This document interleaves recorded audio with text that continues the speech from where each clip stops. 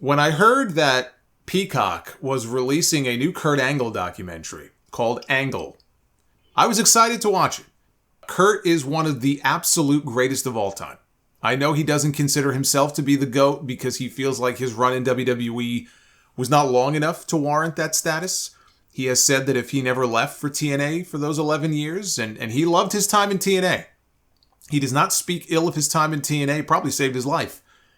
But had he stayed in WWE, he would have been there for 20 years straight. He thinks he would be the GOAT, but he can't call himself that because he wasn't there for 20 years. Had he stayed in WWE any longer than he did, I believe Perc Angle would be dead, because that's where he was headed. So I'm glad he left when he did. He still had issues in TNA, and Dixie Carter hired him knowing that, but I'm glad that he was able to get his life back on track.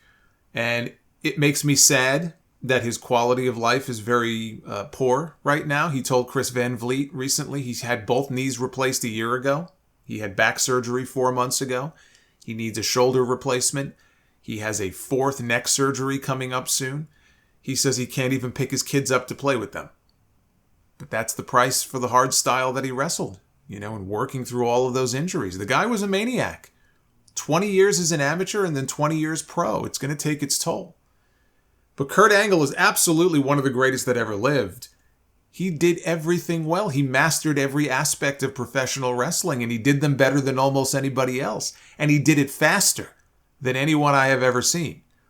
Brock Lesnar was the other one, but Brock never mastered the character stuff and the promo aspect of pro wrestling as quickly as Perc Angle did. The only thing Perc never did, he was never the face of WWE. He never led the company on his back the way that Hogan did or Austin did. He was the face of TNA for a while. He was a big pickup for them. They did their biggest buy rate with him in the main event against Samoa Joe. But business-wise, he was never on the same level with the topmost guys in the industry. He just never got that chance. He wasn't that guy. Physically, athletically, nobody could touch him. In that category, it's either him or Brock as the GOAT, as far as I'm concerned. So when I finally sat down to watch this documentary, I was about half an hour in when I started to have a serious case of deja vu, as if I had already seen this before. And there's a reason for that, because I did see this before. Last year, in fact. A good chunk of this documentary is a repurposed version of the A&E Biography that aired on television last year, but with a lot more added from his WWE run. And they even got a little bit of TNA footage in there of him and Samoa Joe. So A&E got the condensed version. This was the longer, and it wasn't that much long. It was probably maybe 20 minutes longer than what aired, because I think the A&E one might have been 90 minutes. This one runs a little closer to 2 hours. So this is sort of the longer, uncut version. It's a great documentary if you've never seen it before. The first half hour or so that covered his amateur career was really good. They interviewed his brothers. They interviewed people like Bruce Baumgartner and Kevin Jackson, who was another Olympic gold medalist. Sylvester Terkay, who was a rival of his back in 1992 and later got signed by WWE, but he didn't really do anything. They interviewed old coaches, Randy Couture, Ronda Rousey, Mark Henry. So this had to be filmed a ways back. I knew that from the interviews with Austin and Rock. Rock, he looked big, but he wasn't obscenely large in the way that he is today. But it was really extensive, and that part of the documentary, that first 30 or 40 minutes of it maybe, did not feel like a WWE documentary. And that's because it wasn't. WWE bought the rights to a documentary that had already been done on Kurt's amateur career, and they tacked the pro wrestling stuff onto it. So in a way, it kind of feels like two different documentaries when you watch it. Both parts are very good, but I think I got more out of the amateur stuff just because it was so extensive and so well done. They do have a sizable portion of the documentary dedicated to Kurt's time at the Foxcatcher camp, training with Dave Schultz, who was later shot and killed by John DuPont, who was this multimillionaire weirdo who sponsored the Foxcatcher team, and he set up the training center on his own estate. That was about 6 months before the Olympics in '96 when Schultz got shot. And his widow, Nancy, was also interviewed for this. After Dave's death, she created the Dave Schultz Wrestling Club, and she invited Kurt to become the first member, which of course he accepted. Dave Schultz is basically a hero to him, and he was devastated when he was murdered. They talked about Kurt's training for the Olympic trials and the Olympics itself and what he put himself through. It's just inhuman. They had footage of the wrestling match where he broke his neck for the very first time, which he did not get fixed. And that would follow him around for the rest of his career. But they showed that. They talked about having the doctor shoot him up right in the neck with Novocaine so he wouldn't feel any pain when he went into his matches. They showed the match against the Iranian where he won the gold medal. So this was great stuff. Kurt, when it comes to pro wrestling, he initially turned down a 10-year deal from WWE. It would have paid him $5 million. $500,000 a year for 10 years. And he could have made a lot more than that from pay-per-view, payoffs, and merch. He turned it down.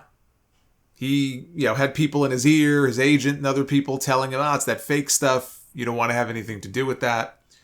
And it's not like he grew up a fan or anything like that, but it was seeing Stone Cold Steve Austin on TV during the Attitude Era that got him to reconsider. And when he called the company back to see, hey, could I get that old deal that you offered me, the $5 million deal? Jim Ross told him, no, you got to try out like everybody else. And he said if they signed him, they would sign him for the lowest guarantee that they offered at the time, whatever it was. Mark Henry didn't say no. Mark Henry was the smart one. See, Vince offered him a 10-year deal at $250,000 a year back in '96. And he said, thank you, sir. I think I'll take that. I guess winning a gold medal would have earned him an extra $250K per year like Kurt. But Kurt said no to that.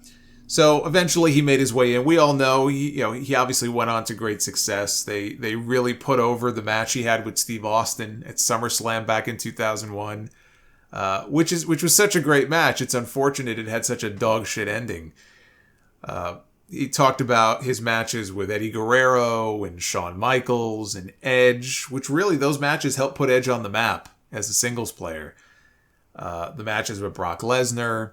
He talked about 2006, No Way Out, wrestling The Undertaker, which that should have been the World Heavyweight title match at WrestleMania that year. And they did it at No Way Out instead, which is why it doesn't get talked about as much. It gets talked about, but it does not get talked about in the way that it would if that happened at WrestleMania. And Kurt has said that, and I agree with him on that. But they had him talking about his WrestleMania 21 match with Shawn Michaels, which was one of the greatest WrestleMania matches of all time.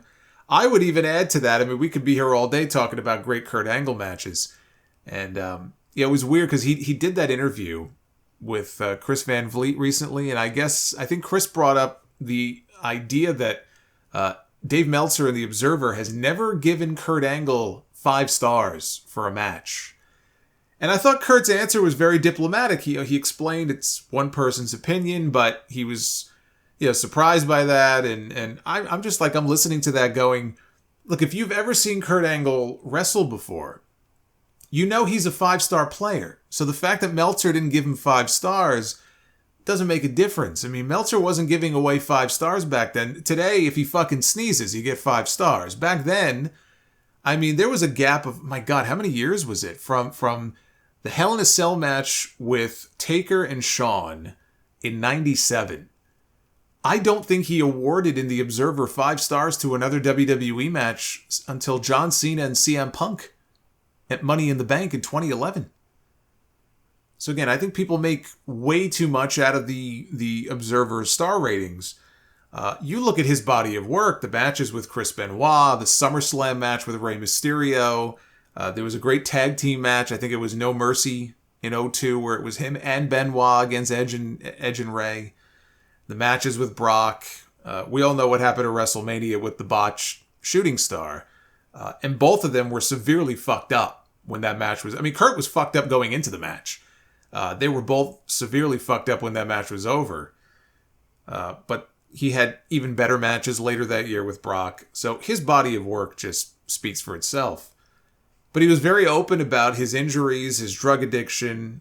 He broke his neck 3 times in 1 year. 2 of them coming at the hands of Brock.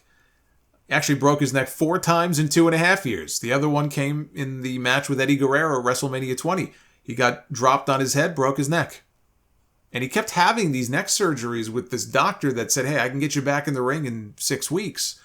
And he had that same neck surgery 2 or 3 different times because he just did not want to have the fusion that Austin had, and Edge and Rhino and Lita and Benoit and so many people. Test, I think, had the same surgery.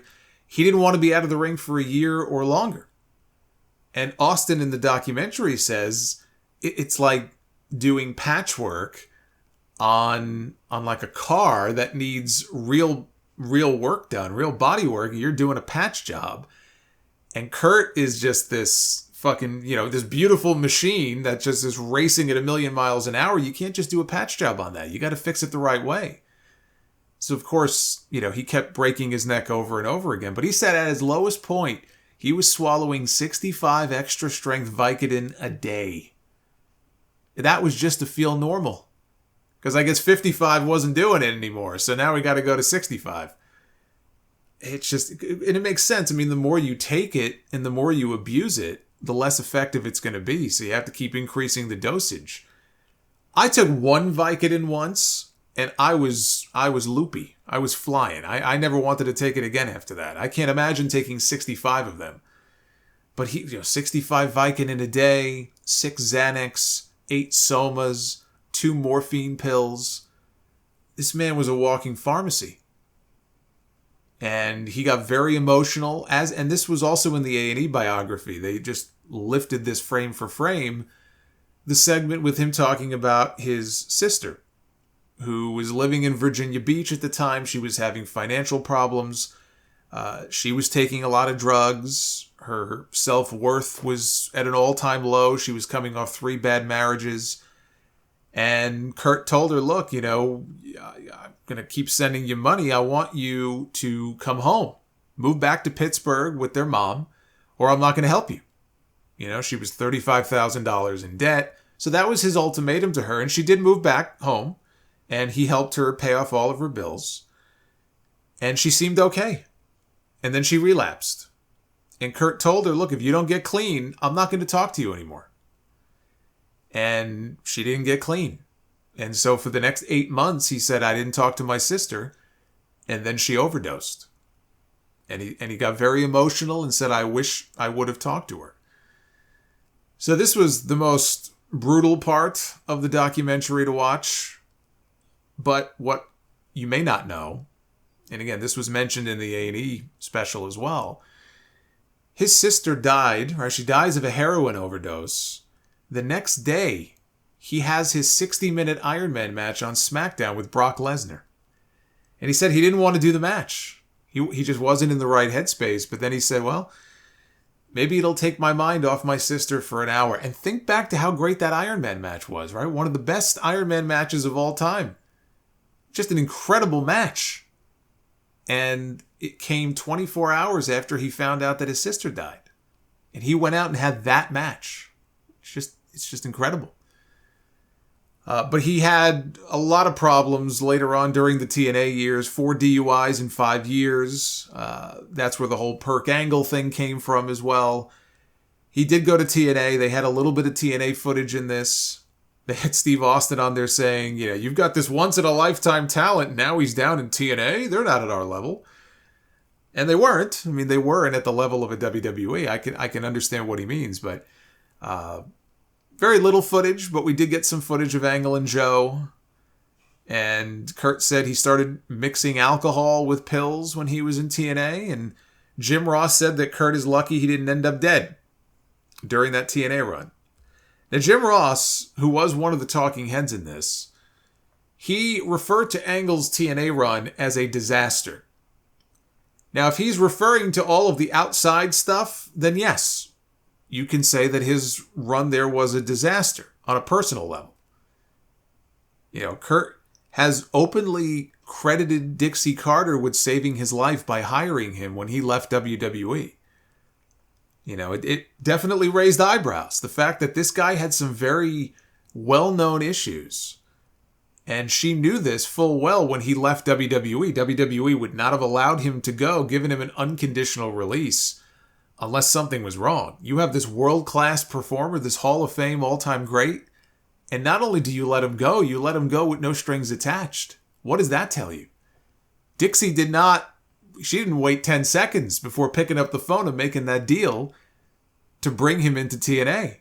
There was no rehab. There was no keeping him off TV. He was right back on TV, lickety-split. And he went on to spend more time wrestling for TNA than he ever did in WWE, which is still crazy to me when I say that. But it's true. 11 years in TNA.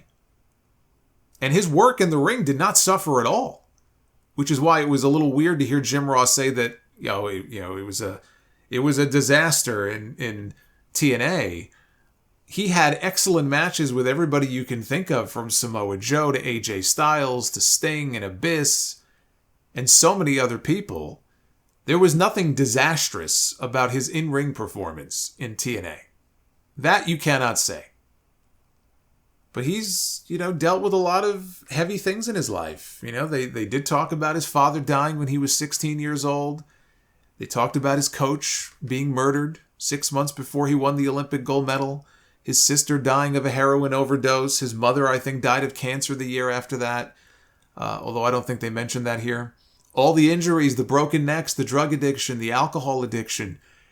It's a heavy load for one person to bear. And to see him come out on the other side when a lot of people didn't think he'd be here right now. Vince McMahon, there's a reason why Vince McMahon did not want him working for WWE anymore. He did not want an Olympic gold medalist to die on his watch under contract to his company. That is why he let Perc Angle go. They felt like they had done all they can do. You can lead a horse to water, but you can't force it to drink.